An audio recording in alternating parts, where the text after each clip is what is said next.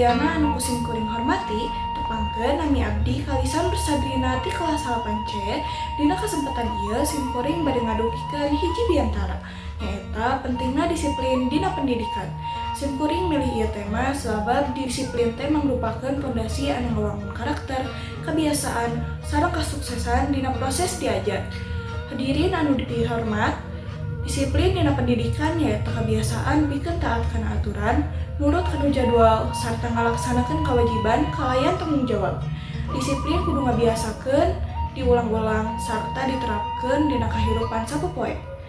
Kahiji, disiplin penting pikeun ngatur waktos. Murid anu disiplin bakal bisa ngebagi waktos antara diajar, ngabantosan kolot, istirahat, jeung hiburan. Pemakaian waktu anu teratur bakal ngajadikeun murid leuwih fokus tina satiap kegiatan. Nu kadua, disiplin ngabantu ngawangun konsistensi. Murid anu biasa ngalaksanakeun PR unggal poe, nyatet materi, tur ngalakukeun latihan bakal miboga kamampuan akademik anu leuwih stabil tibatan anu ngan diajar nalika aya ulangan. Nu katilu, disiplin ngalajarkeun tanggung jawab pribadi nalika murid datang ka sakola pas waktosna, ngajaga kebersihan kelas, ngadengekeun guru, sareng teu ngalanggar aturan. Nu kaopat, nyaeta lingkungan anu disiplin bakal nyiptakeun suasana diajar anu nyaman. Guru tiasa ngajelaskeun materi kalayan lancar, murid bisa fokus, jeung sakola janten jadi lingkungan anu aman, tertib, jeung produktif.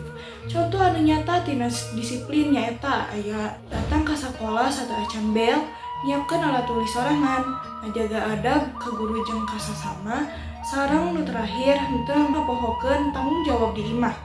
Hadirin anu mulia, lamun disiplin ieu geus jadi kebiasaan, murid bakal leuwih siap nepikeun ngangharepan pendidikan anu leuwih luhur. Boh di SMA nepi ka kuliah, disiplin teh sanes pikeun ngahukum, tapi pikeun nyiapkeun urang jadi pribadi anu leuwih tertib jeung sukses. Kukituna tiasa sakur anu parantos didugikeun, tiasa disimpulkeun, disiplin teh mangrupakeun kakuatan pikeun nurunkeun kasalahan jeung ningkatkeun prestasi. Disiplin ngajarkeun urang pikeun taat aturan, hormat ka batur, sarta tanggung jawab kana diri sorangan.